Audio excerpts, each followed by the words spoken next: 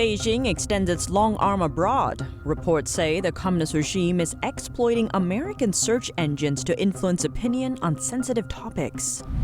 Beijing threatens Washington with war over Taiwan. This during a meeting between Chinese and U.S. defense chiefs, marking their first ever face-to-face talks. A Trump-era order banned Americans from investing in Chinese military-linked companies, but the Treasury may be quietly changing the way it's enforced. The Commerce Department is going after 3 U.S. companies.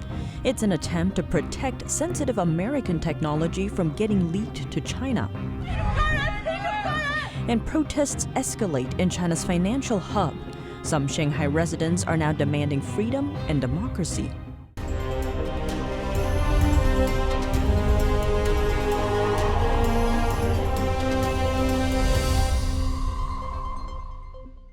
Welcome to China in Focus. I'm Tiffany Meyer. The Chinese Communist Party has always kept a tight grasp on what its citizens can view online.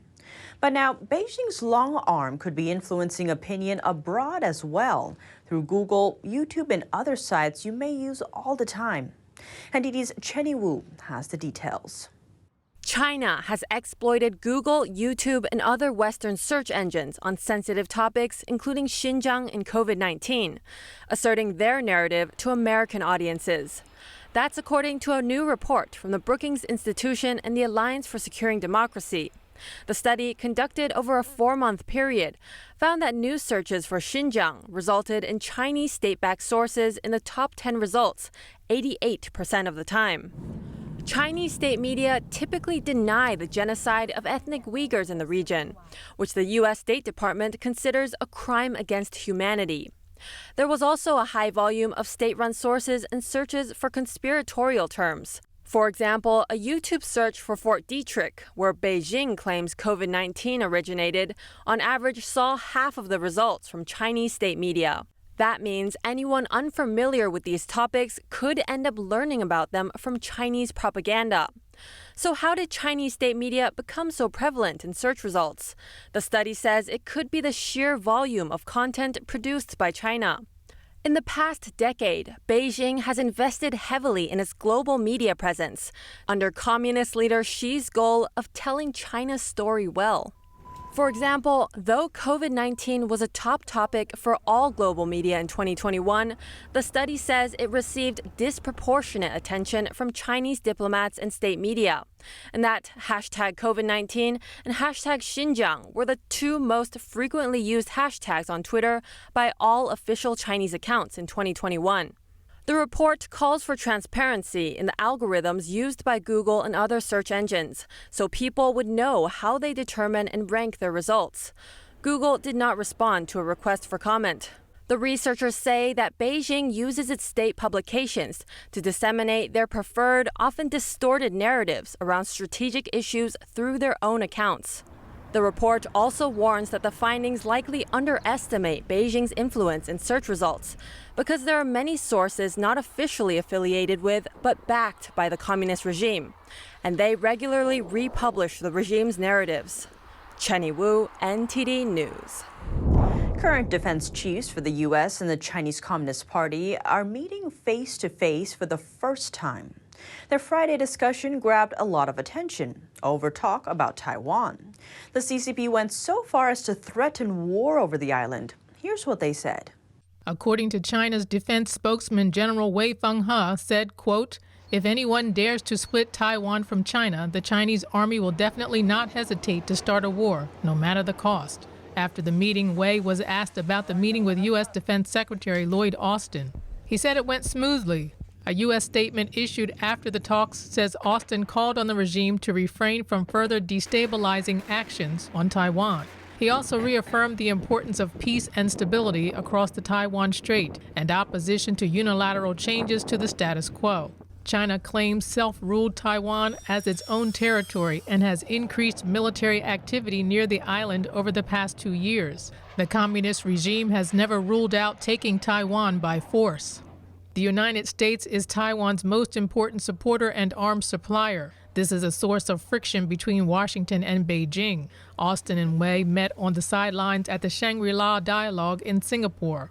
It's a meeting that attracts top-level military officials, diplomats, and weapons makers from around the globe. Two seemingly contradictory moves are in the works in Washington. The Biden administration expanded a Trump-era order banning Americans from investing in Chinese military-linked companies. Meanwhile, reports say the agency tasked with enforcing the ban quietly told investors that they would not be punished for holding shares of those companies. Let's take a closer look. Trump pushed out the original ban in the final days of his administration, arguing that the Chinese regime exploits United States investors to finance the development and modernization of its military. He gave American investors 1 year to divest from some Chinese companies. After that, any investors still holding stake in the companies would face consequences. The 1-year deadline arrived last Friday. The companies on the ban list are those that help advance the Chinese military or sell surveillance technology to Beijing, used to suppress dissidents or religious minorities. But in addressing whether investors who don't meet that deadline will be punished, the Treasury Department wrote, U.S. persons are not required to divest their holdings of CMIC, Chinese Military Industrial Complex securities during the relevant 365-day divestment period, and may continue to hold such securities after the divestment period. That statement has raised concerns about whether the investment ban's key element is getting undercut. Japanese media Nikkei Asia first reported on the potential workaround. Republican Senator Marco Rubio told the outlet that the Biden administration, quote, watered down critical national tools to take on the Chinese Communist Party. Michael Wessel is a Democratic member of the U.S.-China Economic and Security Review Commission. He said the Treasury simply got it wrong. As for the list of banned Chinese companies, Biden added more to the roster, but also rehabilitated some, including smartphone maker Xiaomi. The Commerce Department is taking steps to protect sensitive defense technologies. That's by suspending 3 U.S.-based firms from exporting satellite and rocket technology to China for 180 days. The suspension is renewable. These companies have been getting domestic orders to 3D print satellite, rocket, and defense-related prototypes. But instead of printing them here, these companies send the blueprint and technical drawings to Chinese manufacturers and then import the items back to the United States. All this without the customer's consent or knowledge. A Commerce Department official says by sending their customers technical drawings and blueprints to China, these companies may have saved a few bucks, but they did so at the collective expense of protecting U.S. military technology. The 3 companies are based in North Carolina. They are Quicksilver Manufacturing Incorporated, Rapid Cut LLC, and U.S. Prototype Incorporated. The Commerce Department says investigation is still underway. It's calling on customers of these companies to check whether their intellectual property has been compromised. Over in Shanghai, protests in the Chinese financial hub aren't slowing down. Authorities lifted the city's 2-month lockdown for some neighborhoods earlier this month, but a number of them were shut down once again soon after health workers found new cases of COVID-19 locally. Amid arrests and confrontations with police, some protesters are now calling for democracy and freedom in the city. Here's more. In a neighborhood in the center of Shanghai, residents are protesting a second round of lockdown.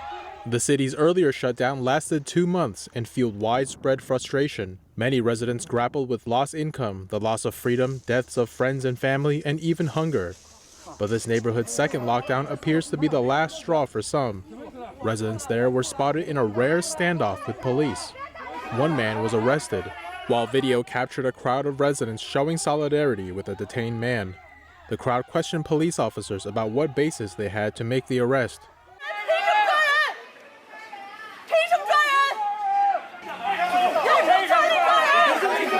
During his arrest, the detained resident pressed his hands together, a gesture of appreciation for those supporting him. While the police took him away, some residents shouted slogans like freedom and democracy to protest. They arrest people without any basis. Looking at this green iron fence, so far nobody has ever told us the reason and regulations for it. And on top of that, they took that resident away. Police arrested 2 residents from the community. 2 more people who had recorded the incidents on video were missing as of Thursday. Some residents called on all Shanghai's people to stand up and speak out. One resident stood outside the community's gate telling people that they could face the same problem if they keep silent. To protect his safety, we're keeping him anonymous. There will be no hope if none of us stand up now. Prisons can hold 10,000 people, but not 1 million people. That's all for today's China in Focus on YouTube. We're now sharing a shortened version of our program here after being demonetized for more than a year. Here's what to look out for in our second half. Is Latin America the battlefield of a tipping point for world powers? We look to Brazil, one of the biggest players to America's south, and hear from an insider about Beijing's unusual tactics for infiltrating the country. And we take a closer look at a question from our viewers. It has to do with a famed Chinese policy and how even though it was suspended years ago, its consequences are still playing out and likely will for generations to come. The full episode is available on our partner platform, Bok TV. Right now, get a 2-month subscription for just $1. To sign up, click the link down below. Thanks for watching China in Focus. I'm Tiffany Meyer, and see you tomorrow. Every once in a while, something comes along so masterful, it leaves you in awe. So inspiring, it changes your life. So beautiful, you wish it would never end. When that happens, it's something not to be missed. Shen Yun, an all-new production every year.